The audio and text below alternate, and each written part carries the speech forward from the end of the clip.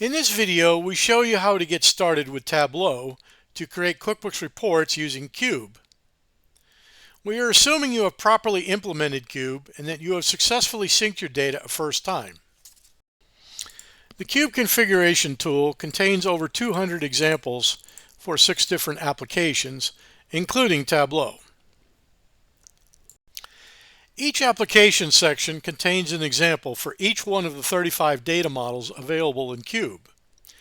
A data model is a complete cube of information covering a specific QuickBooks topic or business subject, as opposed to a raw connector which requires learning about tables, relationships, mapping documents, and QuickBooks data dictionaries. QuickQube has everything put together with dozens of additional measures not available in QuickBooks and hundreds of additional measures in Power Pivot or Power BI. Many are unique and all-encompassing, such as sales, inventory, purchases, payroll, and job cost. A good number of our data models deal with various options for financial statements and things like cash flow and trial balance activity. And some are accountant-based, such as general ledger detail, profit and loss detail, and fixed assets.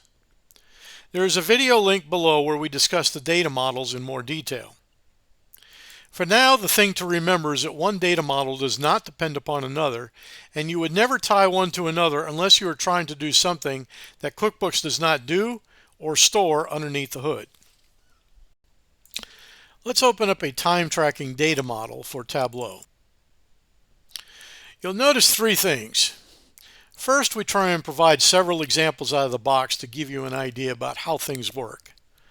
Second, you'll notice that the field names are already labeled properly or recognizable. And the third, you'll see that the data model itself is already put together. So you always have one main fact table. Fact table contains measures, and they are linked to things called dimensions. Dimensions are things like list. If you had a sales data model, you might have other dimensions such as document attributes or line attributes. You shouldn't need to add anything to the data models, but if you decided that you want to do something from scratch, you could go here to select the database, and in the drop down you'll see a name that you may not recognize.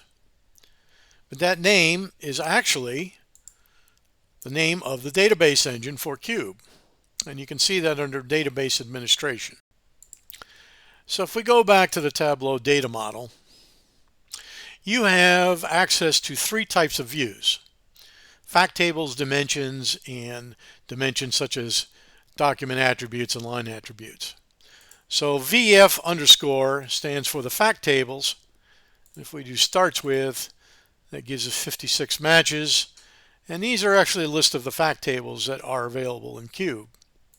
If I want to look at the dimensions, I could put VD underscore,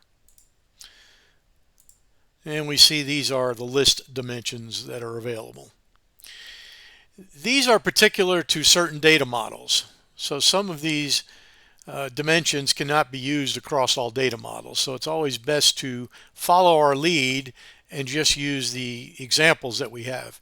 You can always recreate those, but it's wise not to try and do it on your own, as you may not understand why some of these dimensions are attributable to certain fact tables.